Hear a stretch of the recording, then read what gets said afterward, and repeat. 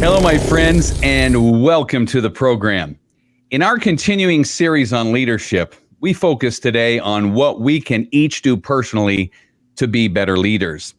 We've said that there's a crisis in America today. We need more and better leaders in the Beltway, in the boardroom, in City Hall, and in our homes. As I've taken personal inventory on truly a wonderful life, I am very grateful for my next guest.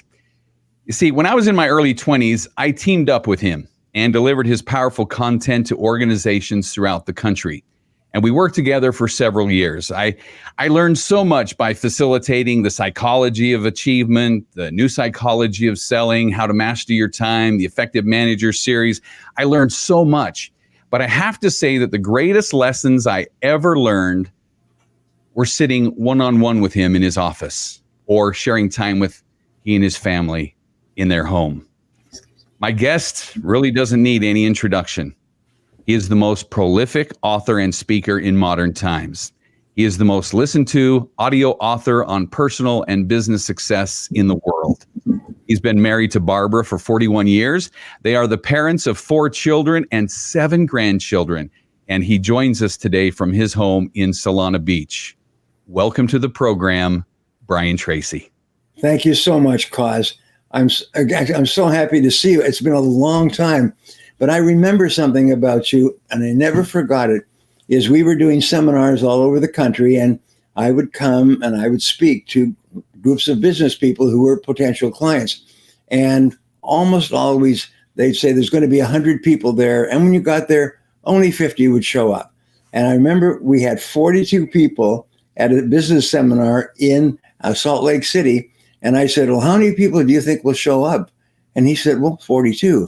I said, no, I mean, that's the number that you aimed at, 42. But, there's always a tremendous drop off. And he said, no. He said, in Salt Lake City, if people say they're going to come, they come. And we set up the chairs and 42 people came to that meeting exactly right. And I thought, what great character these people have. If they make a commitment, they keep the commitment. And that's been a characteristic of you throughout your career as well. I had almost forgotten that, but I still remember picking you up at the airport, and you were going to do your big live event at the Salt Palace. Right. And I was doing a program for a large home furnishings store in the Valley with your programs. And so we decided to have that VIP experience. So we had the high tables and hors d'oeuvres and everything, and everybody was so excited to meet you. And I still remember when we got in the car and we left the hotel, you said, well, you said 42 and there were 42. Coz knows how to throw a VIP experience. Well, that is a characteristic of the Mormon religion. The people are basically just a cut better than the average person. And that's a perfect example, is if they say they're going to be there, they're there. That's a wonderful quality. Well, they were great people because we did a lot of business with those 42 people over the next few years. So it was a very powerful hour. And I just used to watch you and observe, and it has played such a vital role in my career. It's been 30 years since then, Brian. 30 years. Wow. The time has gone so fast. Well, in the Bible, they talk about sowing and reaping, and you never get away from that. It's still the most basic rule is you get out of life what you put into life. And if you ever do something wrong, it always comes back, I say, to bite you in the bum. And the longer it takes to come back, the worse it is. But if you do good things and you put good things into life, it comes back just like a boomerang. It comes back and it's much, much greater and better than what you did. So I really enjoy being with you again. Well, you said something to me years ago, just what the keys to success really were. And you taught me the natural laws. And, the law of cause and effect. I have all of them still memorized from the back appendix of the psychology of achievement. I can recite all my natural laws. And if I ever find myself fighting the saboteurs, it's easy to just go back and say, you don't have to make this up. Just live according to the laws. Yes. And you know what? Life takes care of itself. You don't need to reinvent the wheel. No. There's really nothing new. We need to master the laws. Here's a wonderful concept that I love so much that I learned from a spiritual teacher. He said that whatever you put in will come back to you. And I have a little saying is whatever you give with no expectation of return will come back to you in the most unexpected ways. And what my teacher said was the only part of the equation that you can control is the putting in. It's the giving. It's the time and money that you invest in the life and well-being of other people. You can control that part, but you cannot control the coming back or the return. But the return will come back to you in the most unexpected and most extraordinary ways. And if you live your life like that, a life of giving and putting in, you're just going to have an extraordinary life, and it's by law. I tell people all the time, this is not by theory, this is not by hope or wish or anything else. It's like the law of gravity. If you drop something, it falls down. It never falls sideways or up. And the law of cause and effect says if you put it in, you're going to get it out. But there's something miraculous as you get out vastly more than you put in. And I like what you said to begin that thought. Serving and giving without expectation. Yes. Is really when the power of giving has its effect. Because if we have ulterior motives, it doesn't pay us back in the same way. No. And the interesting thing is there's the joy in receiving is nice, but the greatest joy is the giving. It's the greatest joy. You have to remember you're not doing it for the other person. You're doing it for yourself. I know. And it seems selfish, doesn't it? Yes. You're the great beneficiary. It's just a wonderful thing. And what I liked about that is that the only part of the equation you can control is the giving. It's the putting in. And there's no limit to what you can put in. And just don't have to worry about it coming back, because it comes back in the most miraculous ways. A person serves and serves and serves. And one day somebody calls them up and says, by the way, I have this opportunity for you, and it makes them rich for life. And they've never seen a person or heard about the person, and it's just the most miraculous thing. I'm curious, during these interesting times, how are both you and Barbara doing? How's your health? We're in great shape. Thank you very much. I've had a couple of little health problems, but they're external things like my hips. So they're not the internal equipment. So they're not things that can render you helpless. We're in great shape. And with regard to the way things are going today, I have a lot of concerns about what they're having riots and demonstrations in 10 cities today as we sit here. And there's a little thing that the kids say, SMH, SMH, shaking my head. I can't believe what is going on. And it's going on because these people have no concept of what they're doing. And I always teach, this is sowing and reaping, cause and effect. These people think that they're somehow achieving something beneficial, but it will hurt them far more than it will hurt other people. And so I always say this, you quoted this recently when we were talking, is what kind of a country would America be if everyone in it was just like me? And we asked that about your business. What kind of a business would my business be? What kind of a family would my family be? And the superior people in every society set that as their standard. Their standard is if everybody did this. It's interesting. There was a Dutch philosopher 200 or 300 years ago named Spinoza. And Spinoza was famous for what he called the universal maxim. And he said, live your life as though your every act were to become a universal law for all people. And he was famous even today, taught at every university. And that was his basic principle, the universal principle, live your life as though your every act were going to become law for all people. And that is a wonderful standard to set for yourself. And the people who don't set that for themselves, so, and then what they reap is really unfortunate. It will be very interesting to see what is harvested from all this nonsense. Yes. I'm afraid Those who don't learn from history are condemned to repeat it. And if they tear down our history and don't know our history, they will certainly repeat it. Yes. I think that the most important thing that a person can develop is character.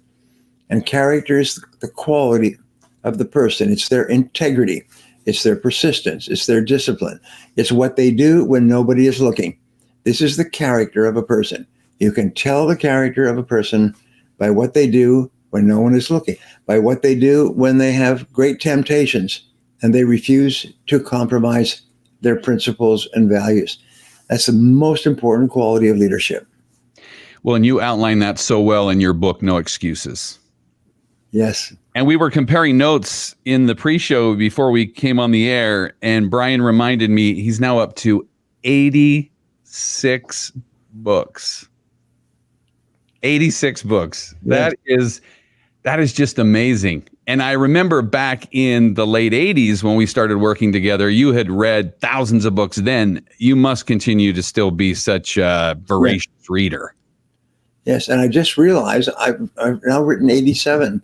My 87th book just came out. It was released on Amazon and on Audible, and it's called Get It Done Now, and which is a very popular subject amongst people who want to be successful. The key to being successful is to decide what you need to do to fulfill your responsibilities and get it done now. And that is a whole book on how you can organize yourself so that you're highly productive, that you're getting your jobs done, you're doing the things that have the highest priority. And it just came out. I think it's released July 27th, and it's on Amazon now. I just found out about it. I'd forgotten that I produced the book audio, and what my authors and my publishers did is they took the audio version, turned it over to a professional writer, and created a book plus an audio version, so that they're both available on July 27th. So now it's 187 books that I've written, and I'm working on 2 more. That is just amazing. So that is definitely a very high bar for anyone watching or listening today to write 87 books. If you're struggling with your first book, just remember somebody else has written. If you're struggling with your first book, my friends, please go to my website, briantracy.com, and there is a list for free. It's called How to Write a Book, 20 things that you do in order. And we have given it's free, but we have given that away. And we have hundreds, maybe even thousands of people who come back to us and say, I did it.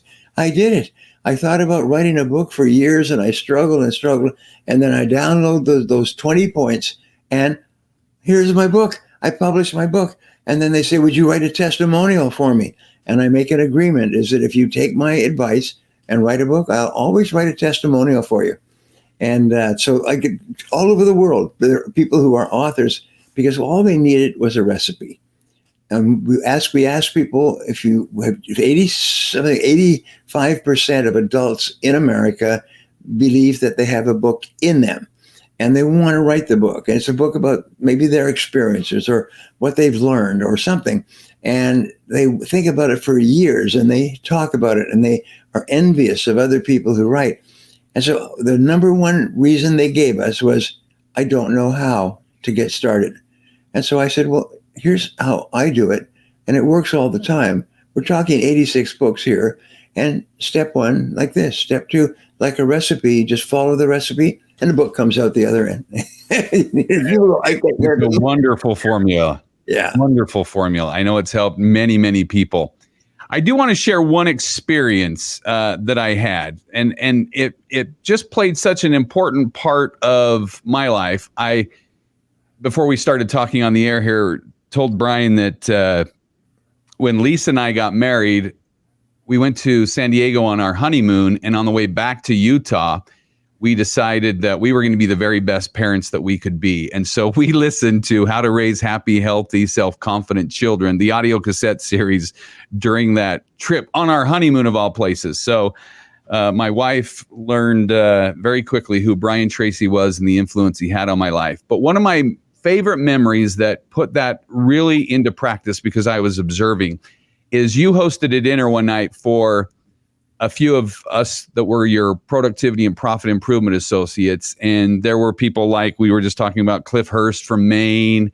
And I can still see all their names and faces. And anyway, we were at dinner at your house, and there were round tables set out around the living room, and you had each of your children. I think Christina was about 9, Michael was maybe 7, David was 5, and you had each of the children hosting a table with us adults. And I was so impressed with your children at that time. And it just made a dramatic impact on my life, because you hear people talk about great families and having happy, healthy, self-confident children, but you really did. How are your adult children doing? They're all wonderful. You can see David is on the far right or left, if you like.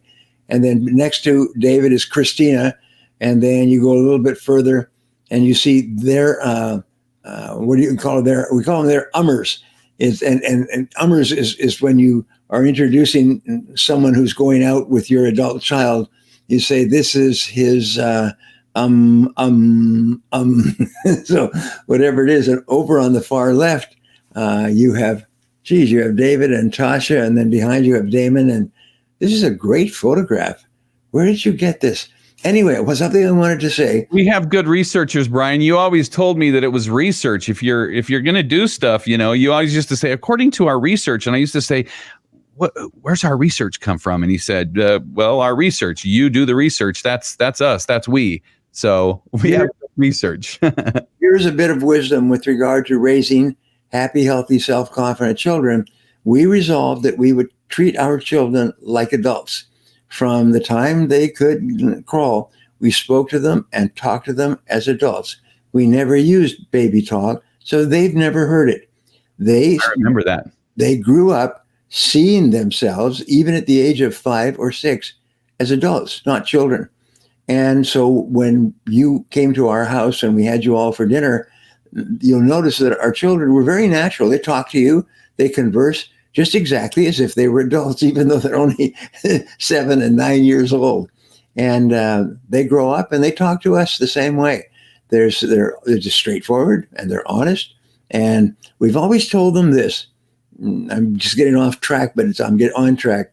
That we believe the 2 most important qualities for success are honesty, tell the truth, and self-responsibility. So we've always told them over and over, like a drum, over and over, is tell the truth and accept responsibility. Tell the truth and accept responsibility. And our children have grown up and they always tell the truth, almost to the point where their friends say they're just so honest, and they always accept responsibility. They don't blame. They don't make excuses. They say, I am responsible. And it's absolutely wonderful how they turn out. Because if your children have high character and they always tell the truth, they're going to have a wonderful life. They're going to attract into their life wonderful people and wonderful opportunities and jobs and money and so on. And they're always going to be happy. They're always going to have this feeling that they're good people. And so I just pass that on to those of you who are parents. Tell the truth and accept responsibility. Now, here's one more point. Is I read something, and when Christina was about 9 or 10 years old, and they were starting to kind of shade the truth. They're kind of making excuses and saying things that weren't true, and we'd have to catch them and so on. And then I read something that all children lie to their parents because they can't trust their parents with the truth. And here's what it said. It said, if your children lie to you, who has made them afraid to tell the truth?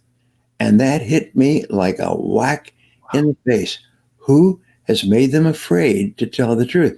So I sat down with my children and we made this a family mantra. I promise you, if you tell the truth, you'll never get into trouble. If you tell the truth, you'll never get into trouble. And kids make mistakes and they get into stuff and they break things and they get into trouble at school and so on. As long as you tell the truth, you'll never get into trouble. And our kids were a little bit shocked because their friends said, everybody lies to their parents. Parents can't take the truth. And you have to lie to your parents. And they said, no, I never lie to my parents. And that's the most wonderful relationship you can have. is that your children trust you so much that they can tell you anything that they did and any mistake that they've made and any problem that they have, they can tell you because they know they never get into trouble for telling the truth. So I just pass that on because it's been wonderful for our upbringing of our 4 children. And now they practice it with their children, our grandchildren. Well, and we could get into, 21 keys to being a great leader, but it all starts at home, right? Yes, so it's a little late in the game to try to teach some executive at 45 years, here's how you're a great leader.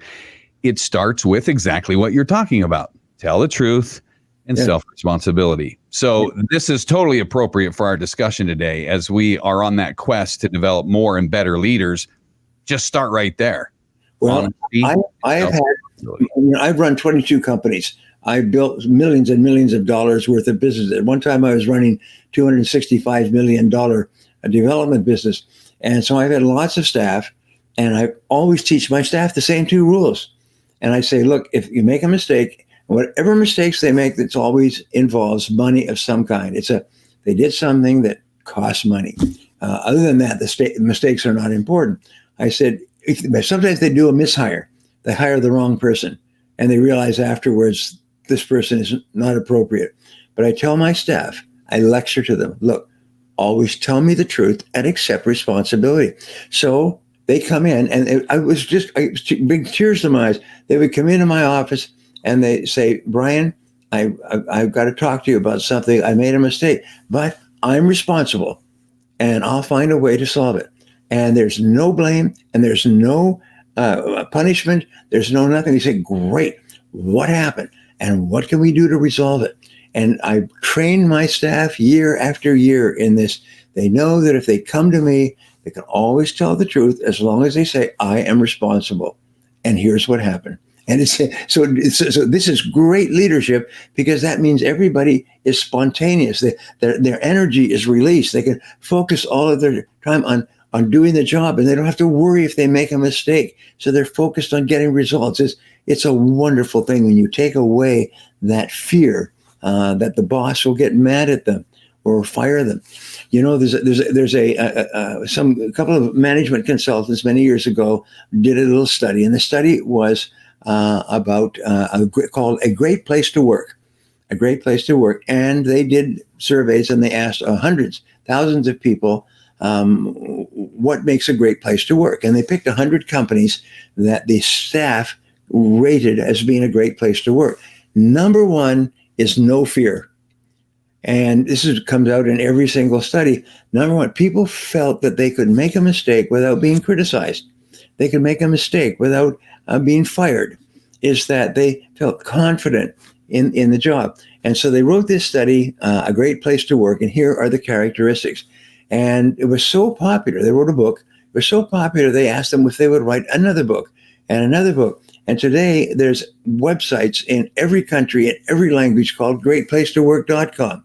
Great Place to Work for DE for Germany, Great Place to Work, FR for France, and so on. And you can go there, and it says, and here's the characteristics and qualities, and here are the 100 best great places to work and why. And if you run a business of any kind, you've got to know this stuff. There's no cost to it. They lay it out there. These are the things that you can do to make your company a great place to work. I'm amazed at how many organizations, though, still rule with fear, with tyrannical management, and think that that's somehow going to work, right? Here's the measure. And people come to my offices over the years. They walk in, and after just maybe 3 minutes, they say, geez, this is a great place. And I said, why do you say that? They said, everybody's laughing. Everybody's happy here. They talk to each other and they laugh. And that doesn't mean that they don't work. They're very fastidious about their work, but they laugh all the time. And if a person is not the kind of person that laughs, the staff gets rid of them. I never fire anybody. The staff makes a decision and basically encourages the person to leave. And maybe I or somebody else will have to do the final interview, but they will not have anybody that does not contribute to laughing all the time. And that is great. And that's how you, by the way, that's how you can tell happy, healthy, self-confident children. is you come home and your kids laugh all the time. If your kids are not laughing, that is the number one sign that something is wrong. And remember, if something is wrong, who has made them afraid? Who has made them afraid? And make sure it's not you. And it's the same with your staff. If your staff are sullen, another thing you can tell is people close their doors. I remember I took over a company once, so they made me the chief operating officer, and everybody had the doors closed. Everybody was kind of caging everything they said. Everybody was kind of playing off each other, and they go into their office and close their doors. First thing I did is I sat everybody down in a meeting, and went around the meeting and had everybody tell everybody else what they were doing and the problems they had and where they needed help and so on. And everybody got up, and they were very suspicious the first week. And we did it again the second week. By the third week, all the doors were open and people were talking and laughing with each other, and that company's productivity just exploded. And I had people afterwards say, it's the best job I ever had in my life. They told me time passed, best job. You listened to everybody, and everybody listened to everybody. Everybody talked to everybody, and everybody laughed all the time. And the productivity was extraordinary. What a radical idea. Yes. Isn't it amazing? It's generally something so simple. Yes.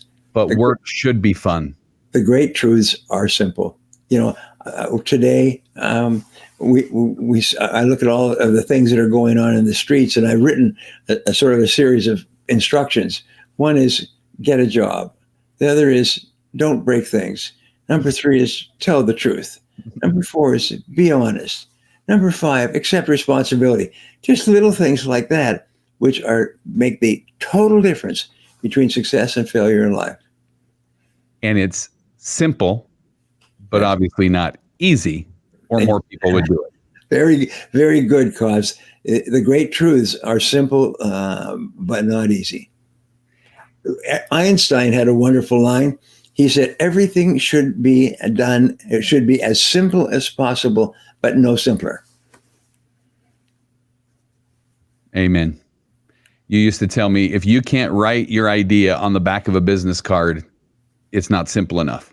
That's right. I try to think of all those little lessons, and I seriously could write a book on just lessons from BT, because there are very many.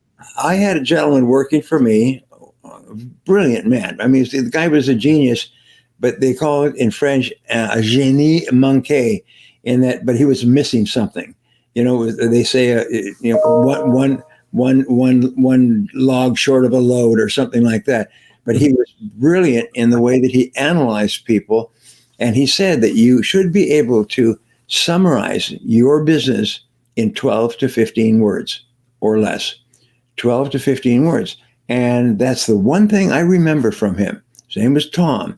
12 to 15 words. If you cannot summarize why somebody should buy your product or service in less than 15 words, 12 to 15 was the best, or fewer. If you can't summarize the essence of the goodness of your product or service in those words, then you don't understand it yourself.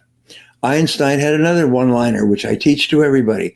He said, if you cannot explain what you do and why people should buy from you to a 6-year-old child, and have the 6-year-old child explain it to another 6-year-old child, and both of them understand it, it means that you don't understand it yourself. He said this about goals, but it applies to business principles.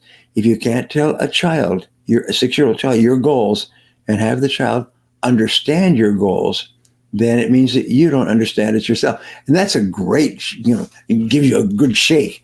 Could a 6-year-old child understand my 12 to 15 word description of my business and why people should buy from me? Brian, do you have time for just one last story and maybe a comment from a couple of our viewers? Absolutely. Absolutely. So actually, a story we were talking about in the pre-show, I just want you to share with it because I didn't know the other half of the story. But we had an associate. His name was Cliff Hurst from Maine. And it was Brian and Cliff and myself, and I think only one other person at the time.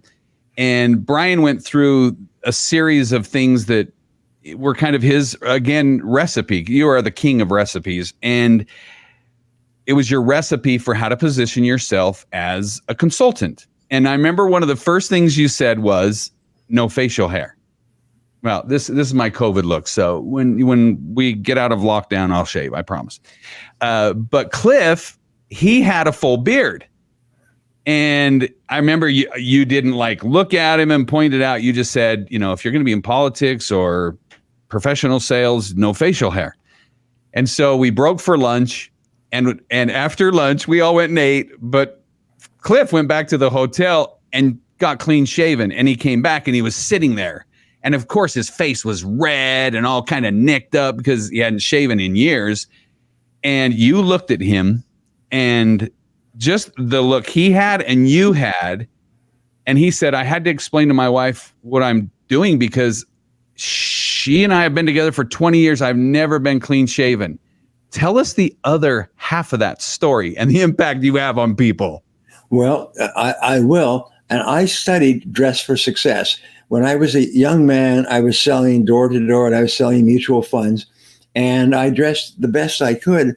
And then somebody, very smart person, very knowledgeable about fashion, said, would you like a little bit of advice on how to dress professionally for business?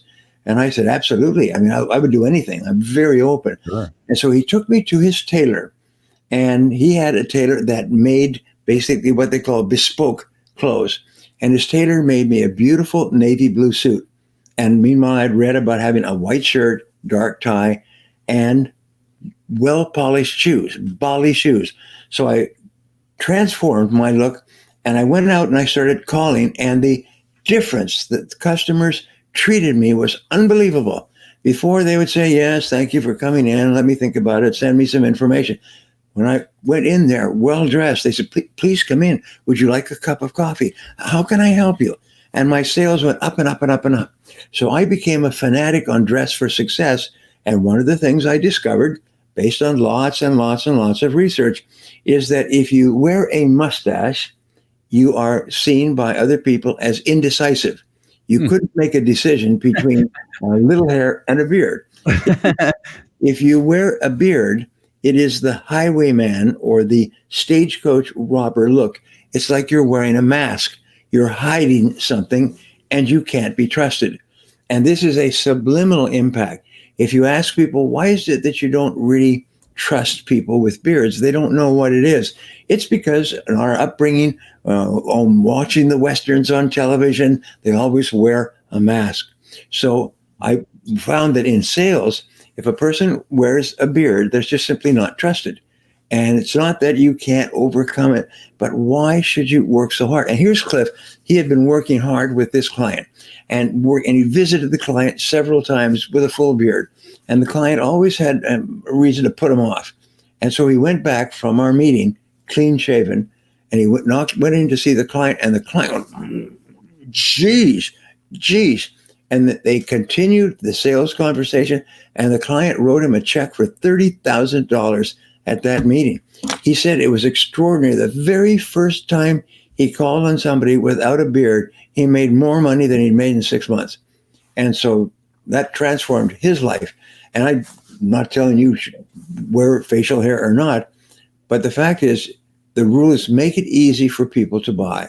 It's one of the great rules of business success. Don't make it hard.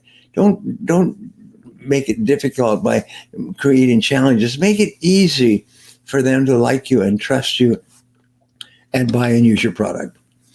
You have an impeccable memory. Well, I do remember that because it's always that was one day, one thing you said, and it's just interesting. I mean, we were just talking about it in the pre-show, and I threw out Cliff's name, and you were like, yeah, Cliff Hurst from Maine. And you remembered the whole story. And you said, and now the rest of the story. And it was just awesome. It was just awesome. Well, that's great. And I understand. I heard that he's gone on to be a great success in his business. And that's wonderful. He had all the qualities. He was a hard worker. He's an ex-Marine, by the way. And boy, that's tough training. He had all the qualities, but in sales, it's very important that you don't have facial hair.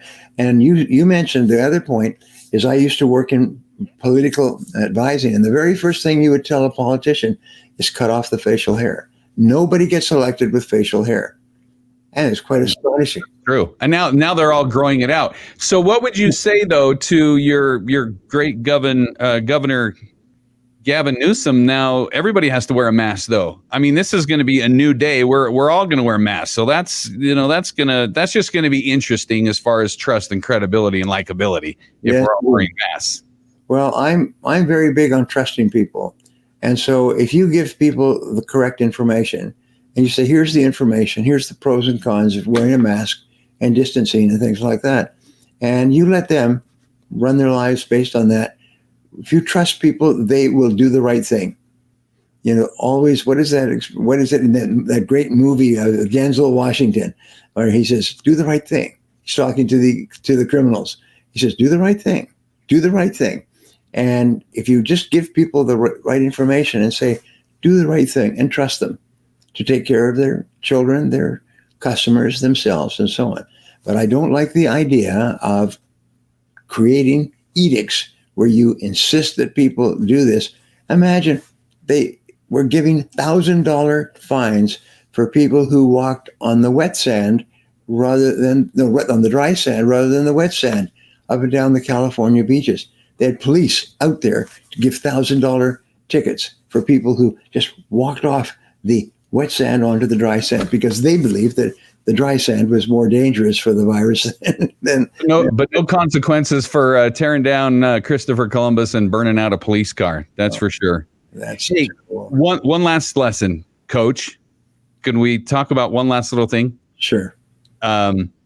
So I was working with, well, it doesn't matter now. It's been so many years ago, but I was working with Discover Card. And I remember trying to get into Discover Card to do the new psychology of selling. And I had run into a roadblock and I called you and you said, well, what's the major obstacle? And I said, well, I don't have my MBA. And they are requiring that I have my MBA to even take the first step.